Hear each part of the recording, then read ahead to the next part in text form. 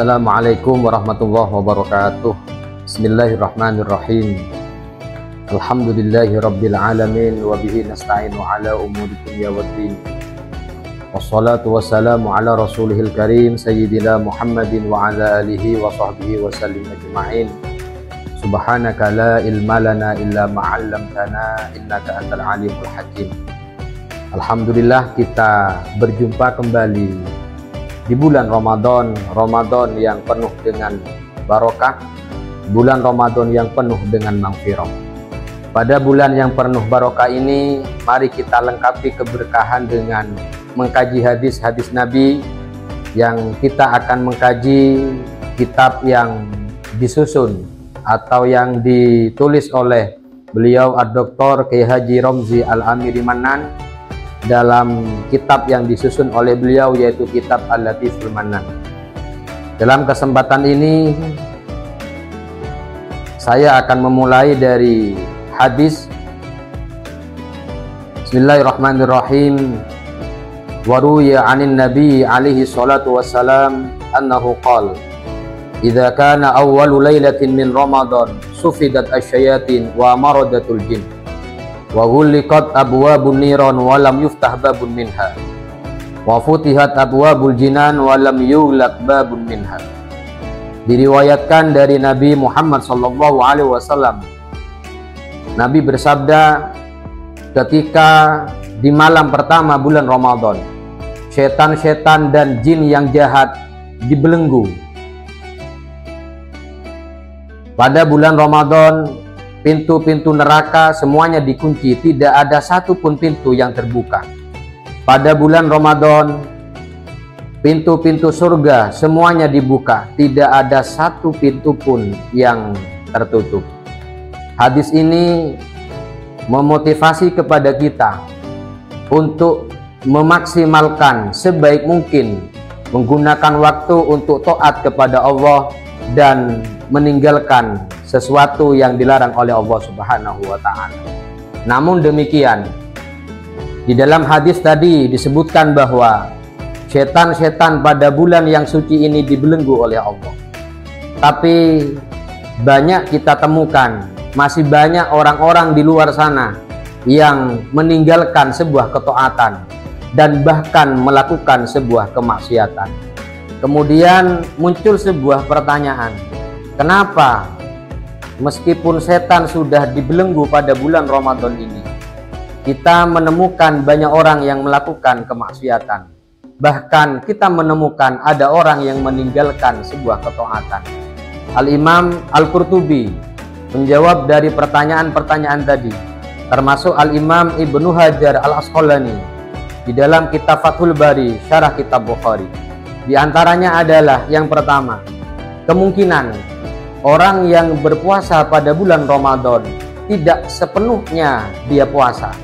Puasa dalam artian tidak hanya puasa meninggalkan makan dan minum, tapi juga puasa yang kualitas puasanya tidak hanya sebatas kualitas puasa orang awam, tapi kualitas puasanya adalah kualitas orang-orang yang khusus, yaitu puasa al-jawarih.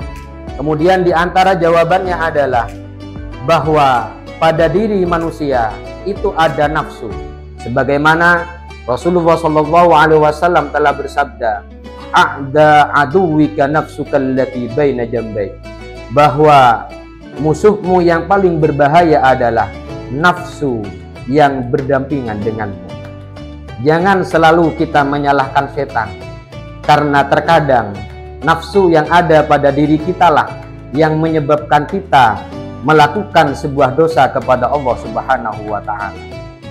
Dengan adanya hadis ini, kita harus sadar bahwa setelah setan itu dibelenggu, setan itu tidak bisa mengganggu kita lagi, bahwa ada yang namanya nafsu yang sangat berbahaya bagi kita. Nafsu yang disebut oleh Allah adalah nafsu al-ammarah bisu, yaitu nafsu yang mengajak kita untuk melakukan sebuah kejelekan, nafsu yang terkadang mengajak kita untuk meninggalkan sebuah taat kepada Allah, dan nafsu yang juga mengajak kita untuk melakukan sebuah kemaksiatan. Oleh sebab itu, menjawab dari pertanyaan banyak orang yang mengatakan, kenapa setan itu setelah dibelenggu pada bulan suci Ramadan masih banyak orang yang melakukan dosa? Jawabannya adalah dikarenakan pada diri setiap manusia ada nafsu yang diberikan oleh Allah, yang mana nafsu itu ada nafsu yang mutmainnah, nafsu yang mendorong kita untuk melakukan sebuah kebaikan. Tapi justru juga ada nafsu yang disebut dengan an-nafsu al-ammarah bisu, yaitu nafsu yang mengajak kita untuk melakukan sebuah kejelekan. Di antara jawaban yang lain yang ditulis oleh Imam Ibnu Hajar adalah bahwa setan yang dibelenggu hanyalah setan dari bangsa jin. Ada asyayatin al-insiyah, yaitu setan dari jenis-jenis manusia yang banyak berkeliaran pada bulan Ramadan ini dengan sombongnya menampakkan dirinya tidak berpuasa kepada orang lain, dengan merokok di jalan, dengan merokok di pasar, dengan minum di sebarang tempat. Sedikit pun dia tidak menghormati orang yang berpuasa. Dirinya sudah tidak berpuasa, sekaligus dirinya menampakkan kepada orang lain bahwa dirinya melakukan kemaksiatan kepada Allah Subhanahu wa Ta'ala. Oleh sebab itu, meskipun setan telah dibelenggu pada bulan suci Ramadan ini, kita harus tetap mawas diri, kita harus tetap selalu berusaha, kita harus tetap berjihad untuk selalu taat kepada Allah Subhanahu wa Ta'ala, untuk selalu meninggalkan kemaksiatan-kemaksiatan yang menyebabkan kita jauh dari Allah Subhanahu wa Ta'ala. Para soimin soimat yang dirahmati oleh Allah Subhanahu wa Ta'ala, hadis ini juga memberikan sebuah pelajaran kepada kita bahwa pada bulan Ramadan pintu-pintu surga dibuka oleh Allah Subhanahu wa Ta'ala, tidak ada satupun yang tertutup. Begitu pula pintu-pintu neraka semuanya dikunci oleh Allah, tidak ada satupun yang terbuka. Ini juga merupakan sebuah motivasi kepada kita. Rahmat Allah yang seluas-luasnya dibuka pada bulan Ramadan ini.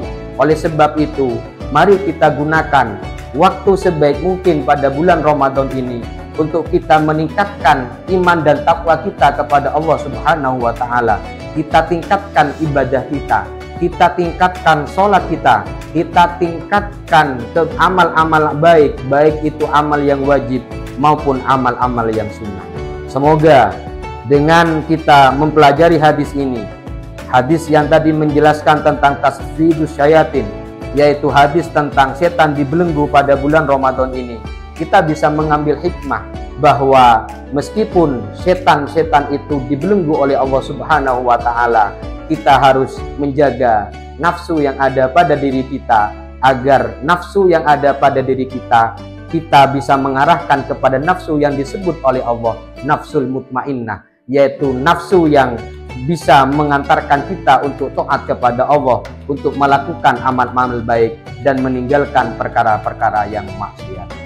Mungkin ini saja yang bisa kami sampaikan dari kajian hadis pada kesempatan hari ini, yaitu hadis yang kelima dari hadis kitab Al-Latiful Mannan. Kurang lebihnya mohon maaf. Wallahul muwaffiq ila aqwamit thoriq. Wassalamualaikum warahmatullahi wabarakatuh.